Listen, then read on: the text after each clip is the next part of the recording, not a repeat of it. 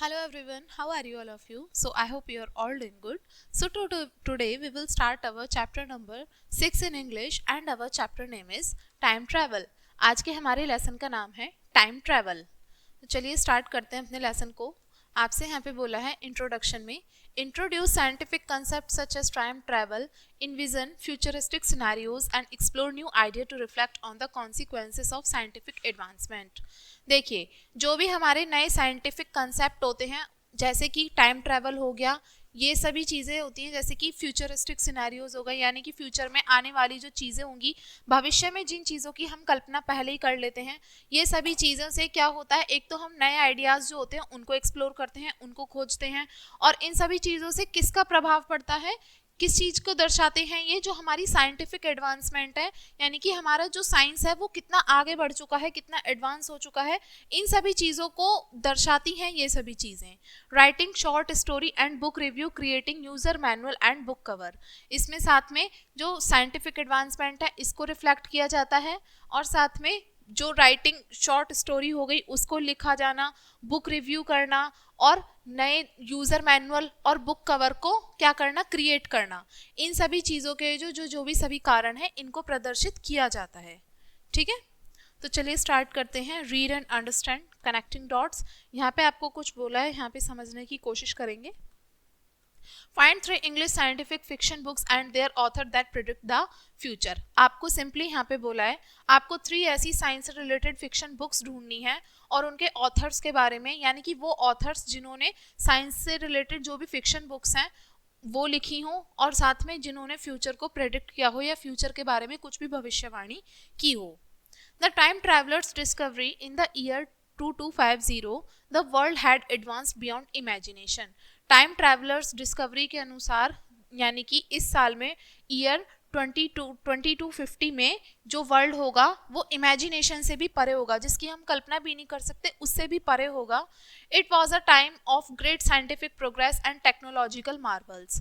ये ऐसा समय था जो कि जिसमें साइंस ने बहुत ज़्यादा प्रोग्रेस कर ली थी, प्रगति कर ली थी, और जो भी हमारी टेक्नोलॉजिकल मार्वल्स हैं वो भी काफ़ी ज़्यादा एडवांसमेंट हो चुके थे. At the forefront of these innovations was renowned scientist doctor Richard Carter. देखिए, और ये सभी जो इनोवेशंस थे, ये सभी नई नई जो खोज की जा रही थी, ये किसके द्वारा की जा रही थी, ये साइंटिस्ट थे doctor Richard Carter. Doctor Richard Carter थे, ये एक साइंटिस्ट थे जिनका इसमें बहुत महत्वपूर्ण योगदान था. अब यहाँ पे डॉक्टर रिकार्ड कार्टर के बारे में कुछ समझते हैं. बोला है कुछ. Dr. Carter was a brilliant physicist known for his groundbreaking research on the time travel. Doctor Carter जो थे ये एक ब्रिलियंट फिजिकिस्ट थे जो जाने जाते थे अपने किसके लिए, जो टाइम ट्रैवल पे बहुत अच्छे से रिसर्च कर रहे थे, उनको इस बारे में जाना जाता था. His life's work revolved around the concept of blending the fabric of space-time to allow for journey through the ages. उनका जो काम था, उनकी जो लाइफ में जितने भी उन्होंने काम किया था, वो इस बारे में जाना जाता था कि जो भी काम किया जा रहा है, जो भी समय है, उसको किस तरीके से पलटा जा सकता है, या कैसे उसको मोड़ा जा सकता है, या जो भी हमारी टाइम ट्रैवल की जो जर्नी है कैसे उसमें हम वापस जा सकते हैं, उनका काम इसी सब चीज़ों के लिए जाना जाता था. While many dismiss time travel as science fiction, Dr. Carter firmly believed it was possibility. देखिए, आपसे यहाँ पे बोला है, यानी कि जब बहुत सारे ऐसे टाइम ट्रैवल से रिलेटेड और भी सारी चीज़ें हो रही थी, तो डॉक्टर कार्टर जो थे वो इस चीज़ में विश्वास रखते थे कि इस चीज़ में पॉसिबिलिटी है और टाइम ट्रैवल जैसी चीज़ें सच हो सकती हैं. ठीक है. One fateful day as he toiled away in his laboratory. अब ऐसे ही एक दिन की तरह वो अपने लेबोरेटरी में काम कर रहे थे. Doctor Carter stumble upon a previously unknown element that seem to have mysterious properties.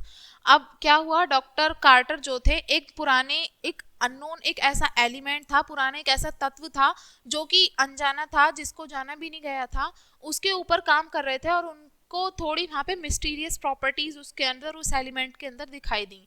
Mysterious properties से यहाँ पे मतलब है, यानी कि जो मिस्टीरियस, यानी कि जिस चीज़ में कुछ विशेष, कुछ ऐसी वो दिखाई दे रही है, कुछ ऐसी चीज़ें दिखाई दे रही हैं जो कि कुछ खास बना रही हैं उसको बोलते हैं mysterious properties. He named it क्रोनियम. और उन्होंने उस चीज़ को क्या नाम दिया, उस एलिमेंट को नाम दिया उन्होंने, डॉक्टर कार्टर ने, क्रोनियम. As he soon realized that chromium had the potential to unlock the, और जैसे जैसे थोड़ा टाइम बीता साथ में उनको डॉक्टर को ये रियलाइज होने लगा कि क्रोनियम के अंदर ये पोटेंशियल है कि वो टाइम ट्रैवल के जो भी सीक्रेट हैं उसमें मतलब वो अनलॉक कर सकते हैं, ठीक है, यानी कि उस क्रोनियम के through. With the help of this dedicated team, Dr. Carter constructed a colossal time machine that utilized chromium unique properties.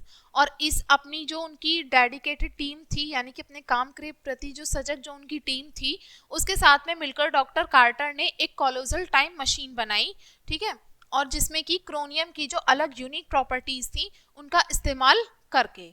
The machine was an intricate network of pulsating crystal and glowing panels unlike anything the world had ever seen. जो machine थी उसके अंदर बहुत सारे ऐसे crystals का चमकते हुए जो ऐसे क्रिस्टल्स थे, शाइनिंग ग्लोइंग जो पैनल्स थे वो लगे हुए थे उसके अंदर. वो मशीन कुछ इस तरीके से दिखाई देती थी जैसे कि पूरे संसार ने अब तक ऐसा कुछ देखा ही नहीं था. With trembling excitement, Dr. Carter prepared for the first human test of the time machine. अब अपनी इसी एक्साइटमेंट के साथ में डॉक्टर कार्टर जो थे वो अपने पहले ह्यूमन टेस्ट करना चाह रहे थे कि वो पहली बार उसमें किसी मनुष्य को टेस्ट करें इस टाइम मशीन के लिए. He stepped into the gleaming capsule, donning a sleek suit equipped with sensor to record every detail of his journey. अब उन्होंने इस उसमें कदम आगे बढ़ाते हुए क्या किया, उन्होंने उसके अंदर एक स्लीक सिल्वर कलर का सूट लगाया जिसमें सेंसर लगे हुए थे काफ़ी सारे, जिससे कि हर एक चीज़ जो थी वो रिकॉर्ड की जा सके. As the machine whirred to life, the air crackled with electricity and the room seemed to blur.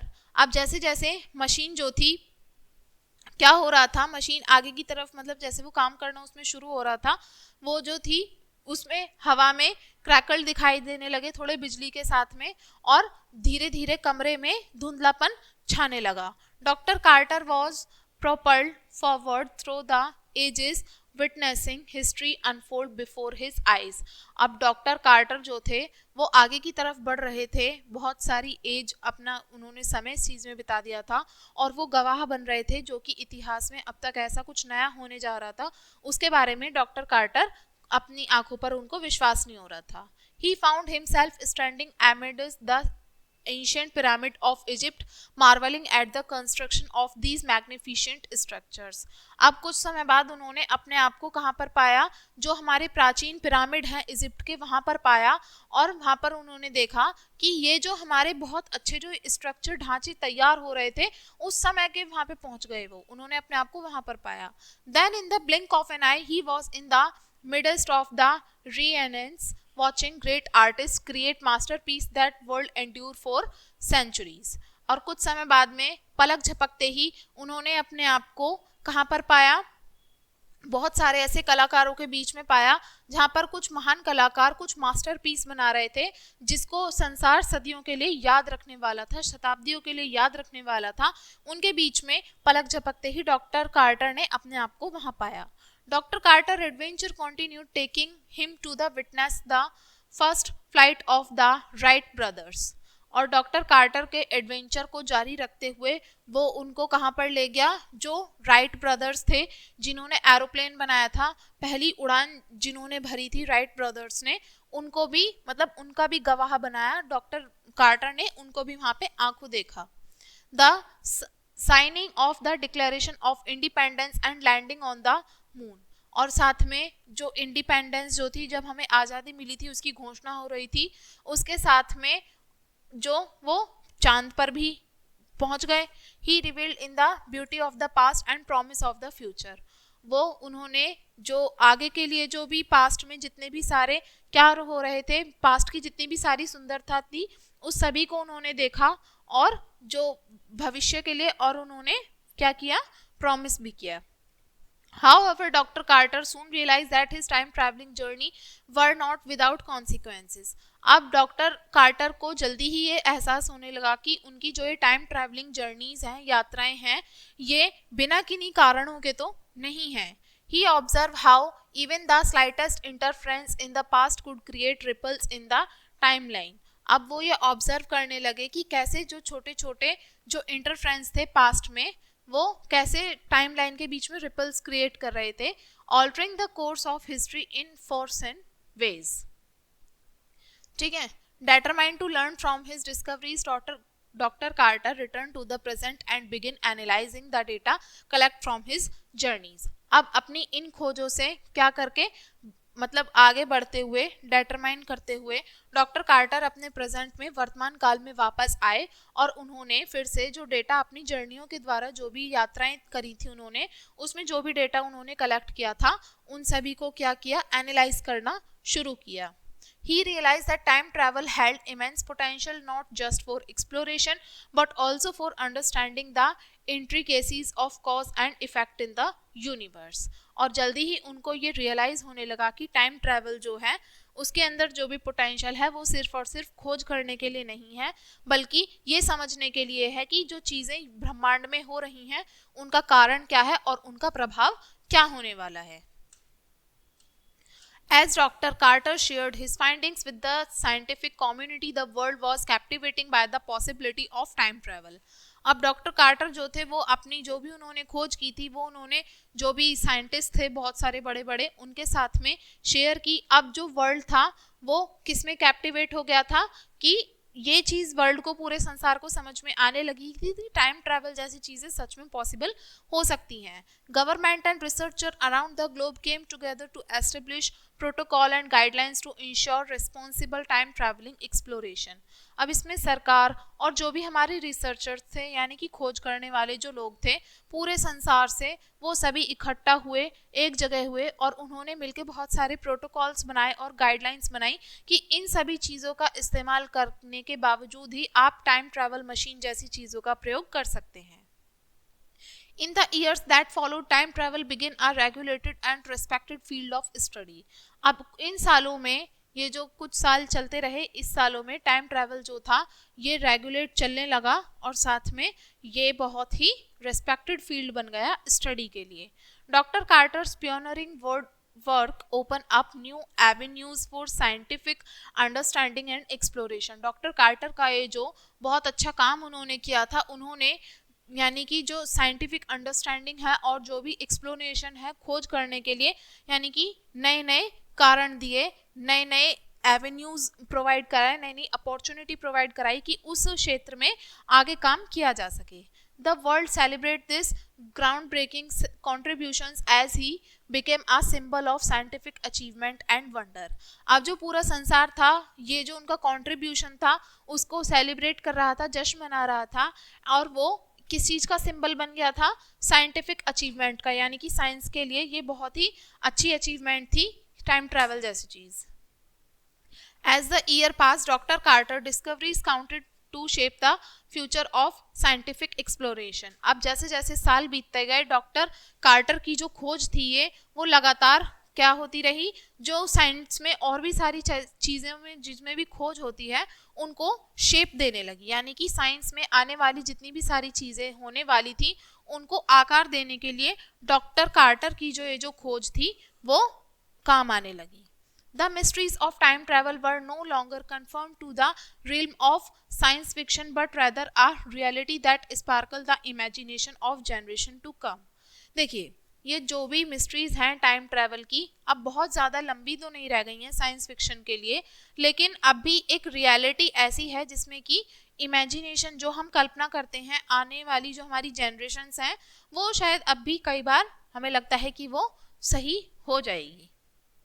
And so the story of Dr. Rickard Carter stands as testament to the boundless possibility of scientific inquiry and the profound impact that a brilliant mind can have on shaping the future of humanity।